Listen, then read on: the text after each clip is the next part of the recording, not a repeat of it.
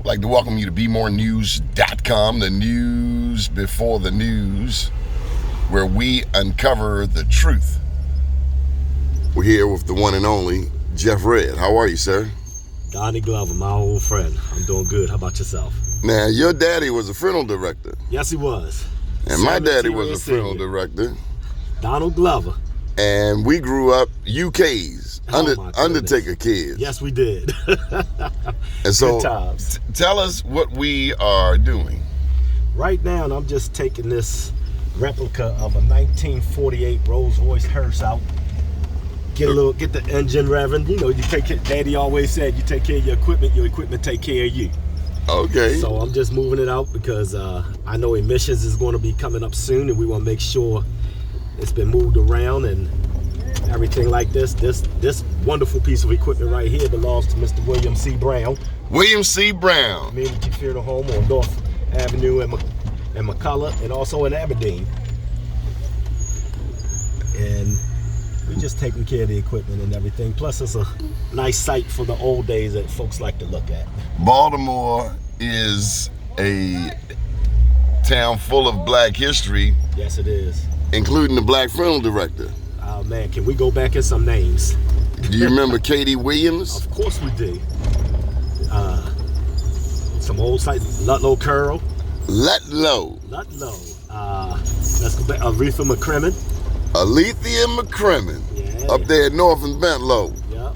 Mr. Ludlow, he was over in East Baltimore, over there by the Great Blacks and Wax Museum. Exactly. And let's not forget about Dorothea Hector. Dottie Hector. Yeah. Shout out to heaven. Yes, sir. What did they teach us? They taught us to have respect for each other. They taught us respect for the business. Treat everyone like this your own loved one. You know, have morals. Do your best. And one thing Daddy always said is keep your nose in your own business, and don't worry about what everybody else does. My big cousin put it this way. He said, mind your business. He said, you can't have no business minding somebody else's business. Exactly. The funeral director, the black funeral director, how important is he to the black community, he or she? He or she is important to the black community because they are our own. You know, we know our culture, we know our means, and we know how to service. Mm-hmm. We are people of service. Is that maintained today, you think? Does the current generation of funeral directors and morticians, do they understand the tradition out of which they come? Well, you know, Donnie, it's always different when you're born into the business than when you just come into it. For those, I believe, it's a learned behavior all the way. Our parents taught us, and it's our responsibility as what they call the old heads, mm-hmm. to teach others. Mm-hmm. So some get it, some don't. They had to do a lot of give back. Yeah. Black funeral director took a lot of losses. They did. Burying people whose money was funny. Money funny. And once you bury them, you can't dig them up. Can't repossess. You can't repossess. But on a positive note, the black funeral director would bury in a family. That was a long-term relationship. You buried everybody in that family. Our dad opened up in 1972, you know, and we're still serving families. 712, 714 East North Avenue. You know it, baby. That was your dad's old place. Yeah. That was your dad's old place. And, you know, it's a...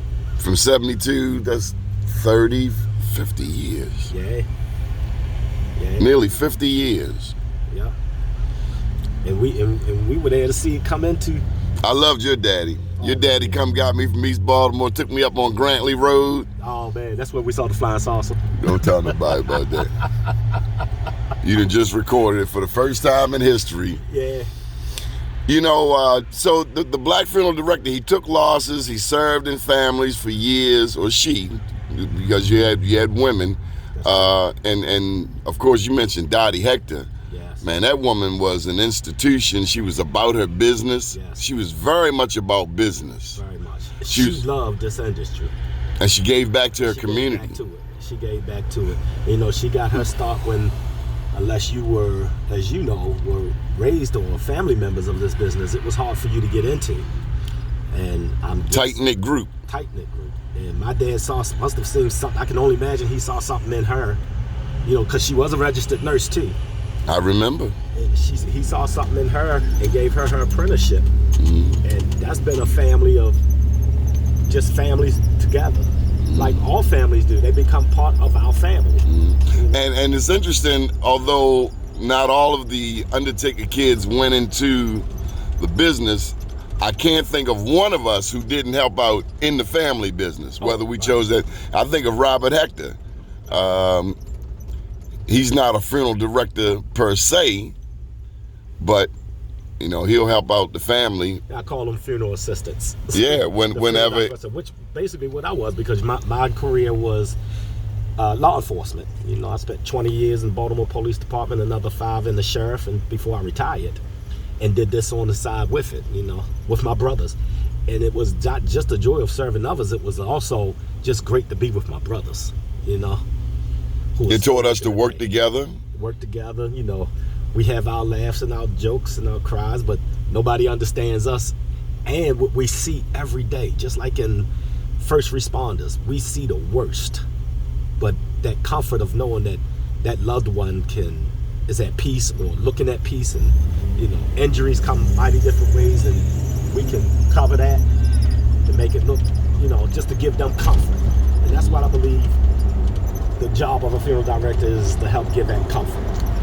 I gotta ask you this one important question right now, as we are touring Baltimore, taking a ride on MLK. I gotta ask you about this violence in the city. You are retired Baltimore City Police, retired Baltimore City Sheriff. You grew up in the funeral industry. What's your take on these murders? No one man. I listen to a lot of the politicians when they talk about the crime and everything. No one person can do it. What I've seen, especially in the Baltimore Police Department, is that every social ill, every problem in the city is put on the police officer to do social work, the first responder, the nurse, until the fire department gets there. You have to start holding other agencies accountable for what they're getting paid to do. You have to make opportunity for them to not want to hurt each other or to make a better life for I see also, Jeffrey, a lack of investment. I see investment in the White L. The White L is from Johns Hopkins University down to the harbor in east to Canton. The Black Butterfly, which is east and west Baltimore, I don't see the same level of investment. And you're probably right. Johns Hopkins goes back a whole lot of ways. They definitely are buying up areas that we grew up in and our ancestors grew up in for the main purpose of that. But I also see university growing too. Great institutions, but where are they investing in the black community?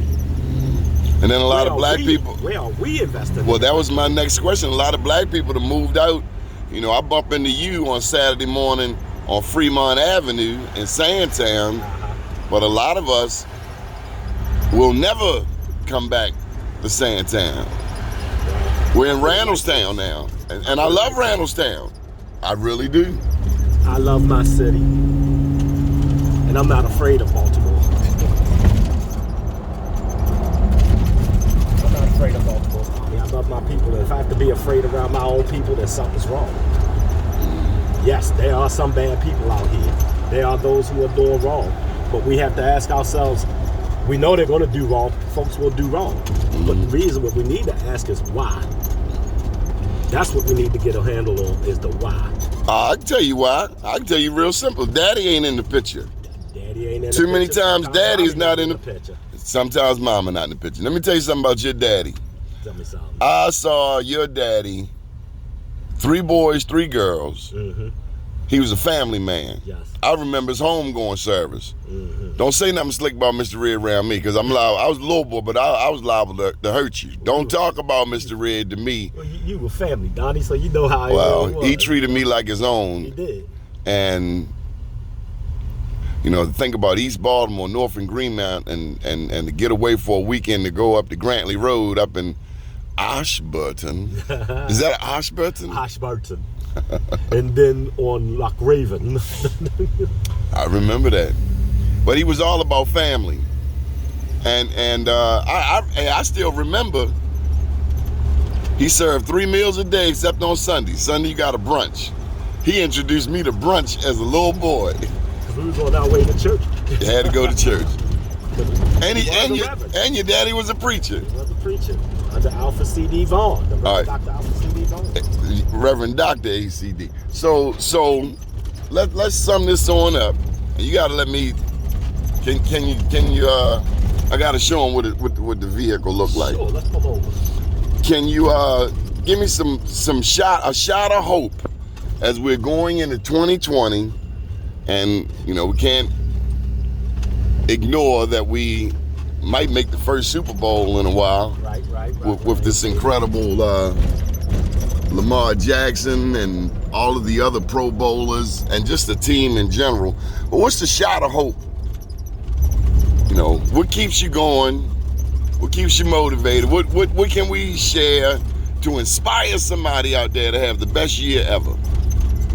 For me, and I hope someone else will pick up on this, always keep God first.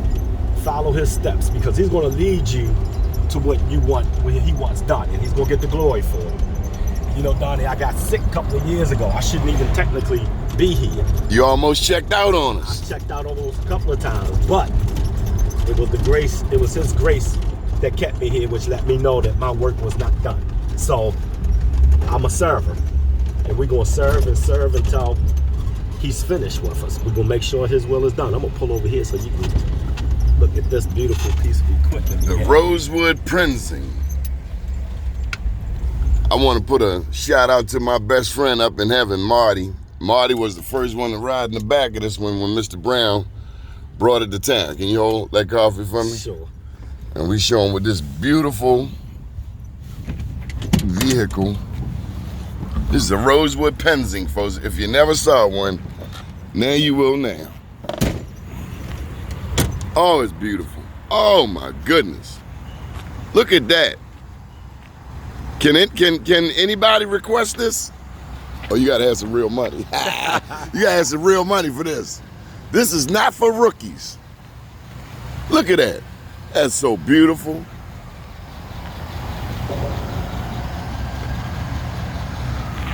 That's beautiful, Can I Jeffrey. give a shout out Yes, please do. to the most worshipful Prince Hall Grand Lodge of Maryland and its jurisdictions, where the Honorable Emmanuel J. Stanley, current Grand Master. We're here to serve. We are here. Prince Hall Masons are here. And that's old school too. That's on a whole different story we're going to talk about. Good deal. Keep watching BeMoreNews.com, the news before the news, where we uncover the truth.